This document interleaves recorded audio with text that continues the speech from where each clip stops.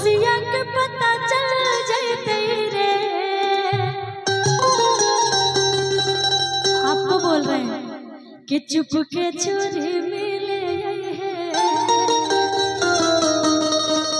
मिला में तमाजा तेरे। और एक और कि तोरे नम के टैटू अरे जान रे हाथा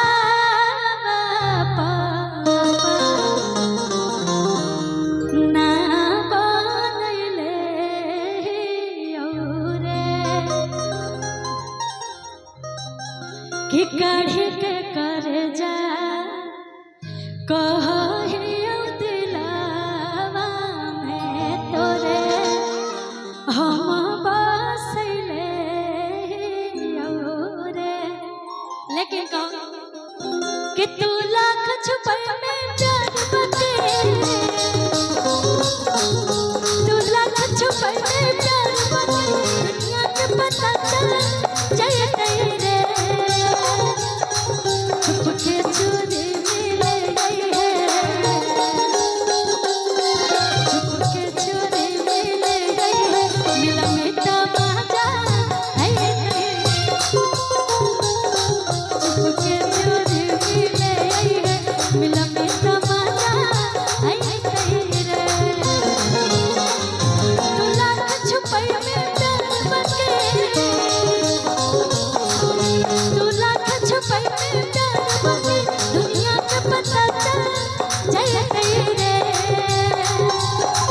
छुप के चोरी मिले है, छुप के चोरी मिले है, मिला में तमाजा है रे।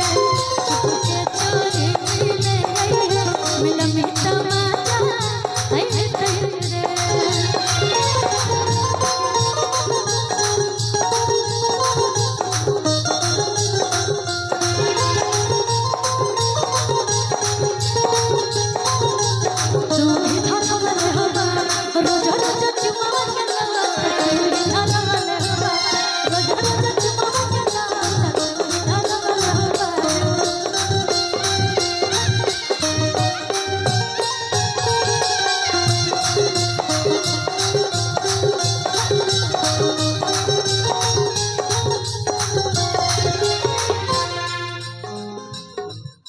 अच्छा जितना हमारे भाई लोग पड़े हो पीछे केकर बियाह हो गए बेटे।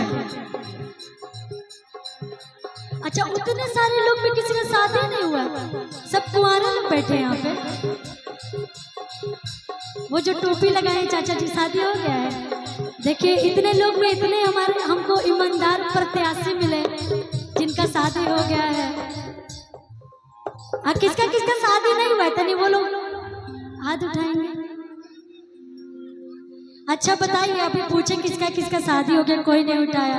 अब बोले किसका किसका शादी नहीं होता, हमारे चाचा जी भी हाथ उठा रहे हैं कि मेरा भी शादी नहीं। के को शादी करने का विचार है अभी चाचा जी आपको? 3 गो है राम।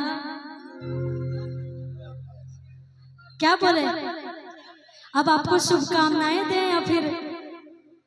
मेरे पास तो कोई वर्ड ही नहीं है। कोई बात नहीं, आपकी मर्जी है। अब क्या करिएगा वो तो चाचा ही बताएंगे आपको कि क्या करना है। कहीं आप कैमरे में कैद हो गए तब तो हो गया कल्याण आपका। कि तू लाख छुपै में प्यार बते, तू लाख छुपै में प्यार बते, दुनिया के पता चल जाते रे। छुप के चोरी मिले है, छुप के चोरी मिले है, मिला में तमाजा है रे। छुप के चोरी मिले, मिला में तमाजा